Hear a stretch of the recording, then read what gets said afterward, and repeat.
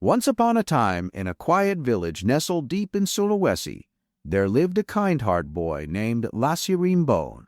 He was raised by his loving mother, Waro, after his father had passed away when he was just a small child.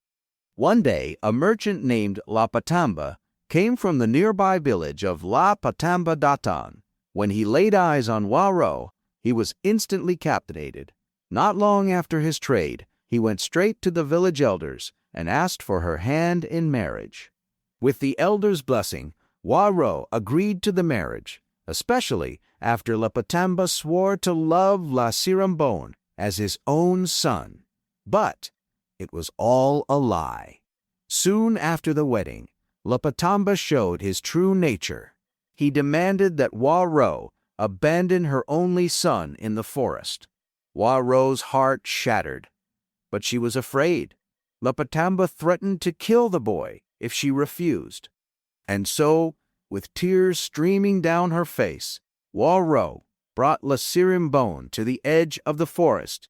Waro softly, tearfully speak. "Take care of yourself, my son. I believe God will protect you. I will never stop praying for you."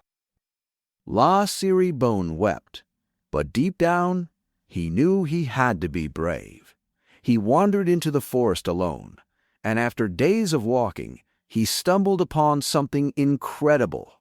Giant footprints. Sirimbone. Talk with amazed.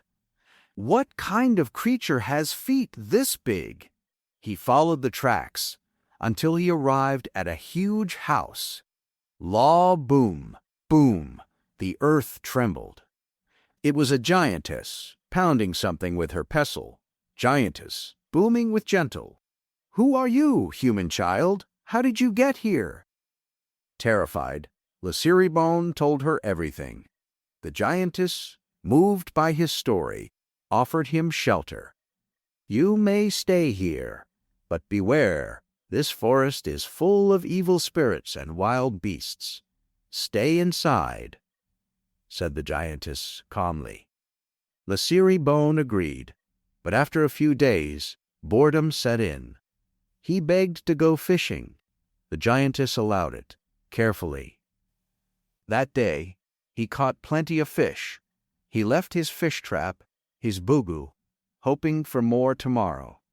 But the next day, it was empty. He waited, then wandered a bit. When he returned, he saw a jinn greedily devouring his catch. Furious, Sirimbone attacked. The jinn, surprised, surrendered. "Spare me, boy. Here, take this magic ring. It heals the sick, even revives the dead." Jinn panicked. Sirimbone accepted. As he walked home, he saw a boar walking on water. "How do you walk like that?" Sirimbone asked curiously. "With this magic necklace. You may have it. I no longer need it." The boar replied with deep voice. Soon after, Sirimbone met a fisherman wielding a mystical bone weared all the cover and the bait. Then Sirimbone rose on the sea, and Polly wrote the word. "This Karis can fight on command," said the fisherman, while smiling. Grateful, the fisherman gave it to him. With these three magical treasures, Sirimbone healed the sick, raised the dead, shared food with the poor. Even the giantess no longer worried for him. One day, while exploring a nearby village, he heard a girl sobbing. Sirimbone greets.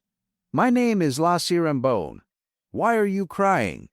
Nurorio replied with trembled, I am to be eaten by a dragon. My 7 brothers were already taken. Today is my turn." Sirimbone smiled gently. Sirimbone boldly speak. "Fear not, I will protect you." That noon, the dragon came. While Nuroio froze in terror, Sirimbone whispered to his Karis. In one strike, the Karis pierced the dragon's belly, tearing it apart. The monster collapsed, dead. The villagers were stunned, overjoyed, grateful. They begged La Sirimbone to stay. Before settling in, he returned to the giantess to thank her. Then he began a new chapter, surrounded by friends, in peace and happiness. And so, the brave boy once abandoned in the woods became a hero, not because of magic alone, but because of his kindness, his courage, and his heart.